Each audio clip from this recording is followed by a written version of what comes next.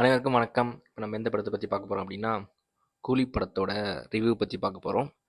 First of all நான் எல்லாருக்கெல்லாம் சொல்லிக்க விரும்புறது என்னென்னா, நான் ஒரு நியூட்ரல் ஃபேன்.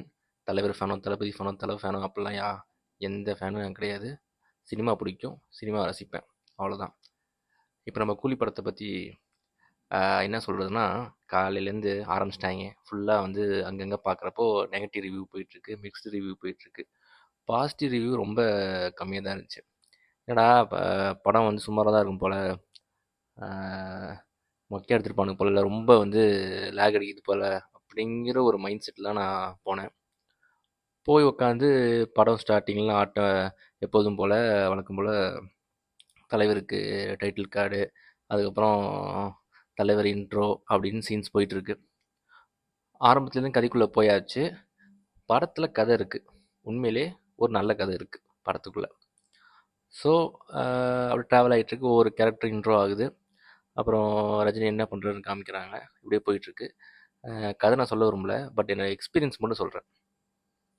போயிட்டுருக்கு. நாகார்ஜுனா தான் வில்லன். நாகார்ஜுனா வராரு. அவர் என்ன தொழில் பண்ணிகிட்டு இருக்காரு, என்ன மாதிரி பிஸ்னஸ் போயிட்டுருக்கு, இப்போ வந்து ரஜினி எங்கே இருக்கார், அதுக்கப்புறம் நடக்குது ஒரு இன்சிடென்ட் நடக்குது. அதுக்கப்புறம் ரஜினி வந்து அந்த அந்த இன்சிடென்ட்டுக்கு அப்புறம் ரஜினி வந்து நாகார்ஜுனாவை தேடி போக வேண்டிய சூழ்நிலை வருது. அதுக்கப்புறம் என்ன நடக்குதுங்கிறது தான் கதை. இதில் ஷௌபின் என்ன பண்ணுறாரு, சத்யராஜ் என்ன ரோலு, அப்புறம் ஸ்ருதிஹாசன் என்ன ரோல்னு எல்லாமே படம் பார்க்குறப்ப தான் உங்களுக்கு வந்து நல்லா புரியும். ஸோ இந்த படம் ஆரம்பித்து கதைக்குள்ளே இவங்க போய் நம்ம எல்லாருமே வந்து என்கேஜிங்காக தான் இருக்குது. ஃபஸ்ட் ஹாஃப் ஃபுல்லாகவே நம்மளுக்கு வந்து நல்ல ஒரு என்கேஜிங்காக என்ன நடக்க போகுது, என்ன நடக்க போகுது, என்ன நடக்க போகுதுங்கிற மாதிரி தான் கதை போயிட்டுருக்கு. இன்டர்வல் சீனில் செம்மையாக முடிக்கிறாங்க. எப்பெல்லாம் ரஜினியோட ஃப்ளாஷ்பேக் வருதோ அப்போல்லாம் உண்மையிலே கூஸ்பம்ப்ஸ், ரியல் கூஸ்பம்ப்ஸ். எப்போல்லாம் ரஜினியோட ஃப்ளாஷ்பேக் வருதோ அப்போல்லாம் வந்து ரியல் கூஸ்பம்ப்ஸு. சிஜி அங்கங்கே லைட்டாக வந்து ஒழுங்காக பண்ணல, ஆனால் அது பார்க்குறப்ப அது பெருசாக தெரியல. ஒன்றும் அந்த நம்ம குறை சொல்லணுங்கிறதுனா ஒன்றும் அவசியம் இல்லை. அங்கங்கே லைட்டாக சிஜி பிரச்சனை இருக்குது. பட் ஆனால் பார்க்கும்போது பெருசாக நம்ம ரொம்ப ஒத்து கவனித்து நோட் பண்ணால் தான் அது மாதிரி தெரியும். மற்றபடி அதெல்லாம் ஒன்றும் குறை சொல்கிற மாதிரிலாம் இல்லை. படம் ஃபஸ்ட் ஹாஃப் வந்து பயங்கரமாகவே வந்து நல்ல சீட் எட்ஜாக உட்காந்து அடுத்து நடக்க போகுதுங்கிற மாதிரி பார்த்துட்டு போகிற மாதிரி தான் இருக்குது. இன்டர்வெல்லில் பேங்கராக வந்து இன்டர்வெல்லில் முடிக்கிறாங்க. செம்மையாக இருக்குது. இன்டர்வல் முடிஞ்சு வந்ததுக்கப்புறம் என்ன ஆகுது அப்படின்னா, மறுபடியும் ஆரம்பிக்கிறாங்க. மறுபடியும் போயிட்டுருக்கு. கதை வந்து நடுவில் அங்கங்கே கொஞ்சம் வந்து லேக் அடிக்குது. சில ஒரு மேன்ஷனில் ஒரு ஃபைட் சீன் வரும். அந்த ஃபைட் சீன் ரொம்ப வந்து நேரம் ஃபைட்டை பண்ணிகிட்டே இருக்க மாதிரி இருக்கும். அதே மாதிரி ஒரு சேஸ் இருக்குது. அந்த சேஸ் ரொம்ப நேரம் நடந்துக்கிட்டே இருக்கும். ஸோ வந்து இதுதான் கொஞ்சம் வந்து நம்ம லேக் அடிக்கிற மாதிரி இருக்குது, அவ்வளோதானே ஒழிய. அதே மாதிரி படத்தோட கிளைமேக்ஸும் சரி ரொம்ப அழகாக ரொம்ப சூப்பராக முடிச்சிருப்பாங்க. கிளைமேக்ஸில் வந்து தலைவரோட ஃப்ளாஷ்பேக் வந்துட்டு போகும். எல்லாமே வந்து பர்ஃபெக்டாக சூப்பராக பண்ணியிருப்பாங்க. இதுக்கு மேலே வந்து நம்ம வந்து லோகேஷ்ட எதிர்பார்க்க முடியாது, அவ்வளோதான். இதுக்கு மேலே எவனாலையுமே எதுவுமே கொடுக்க முடியாது. நீங்கள் படம் பார்த்துட்டு வந்தீங்கன்னா இதை விட என்னடா பண்ண முடியுங்கிற மாதிரி தான் ஒரு ஃபீல் ஆகும். செகண்ட் ஹாஃபில் சில லேக் இருக்குது, அவ்வளோதான். மற்றபடி நீங்கள் எங்கேயுமே குறை சொல்ல முடியாது. உடனே இவங்க என்ன பண்ணிடுறானுங்க,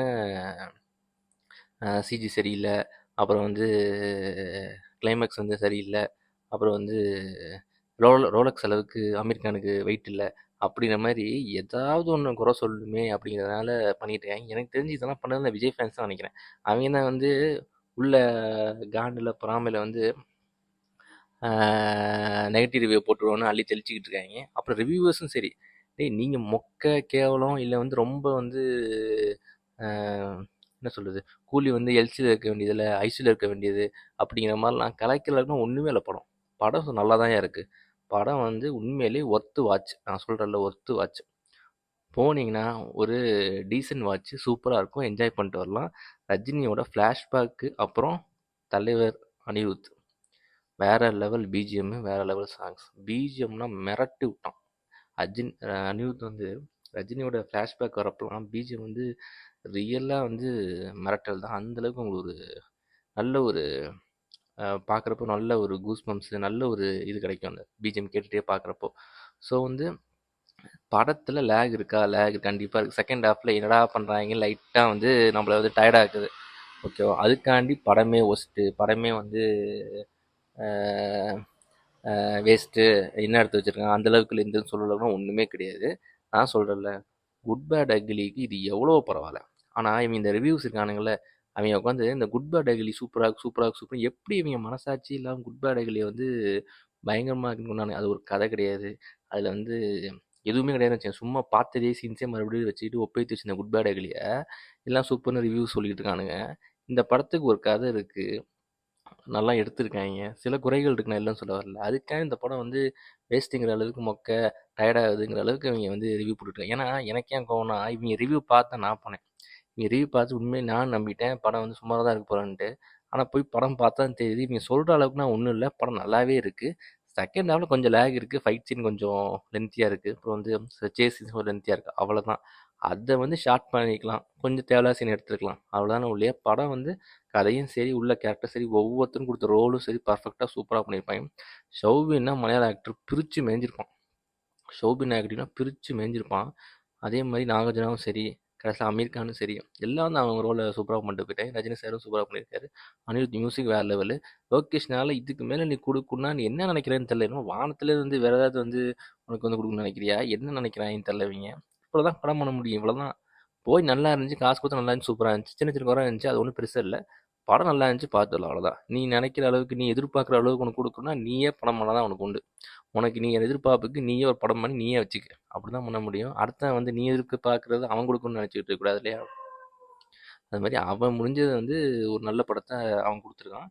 எனக்கு சாட்டிஸ்ஃபை. நீங்க இந்த ரிவ்யூலாம் கேட்டுட்டு இந்த படத்தை பார்க்காம இருக்காதீங்க. கண்டிப்பா ஒரு தேட்டர் வாட்ச் தான்.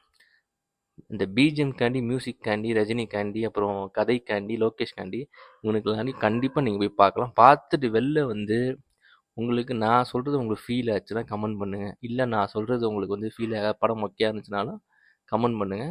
பார்க்கலாம். நான் சொல்றபடி தான் உங்களுக்கு கண்டிப்பா ஃபீல் ஆகும். மீண்டும் ஒரு வீடியோ சந்திப்பு. நன்றி, வணக்கம்.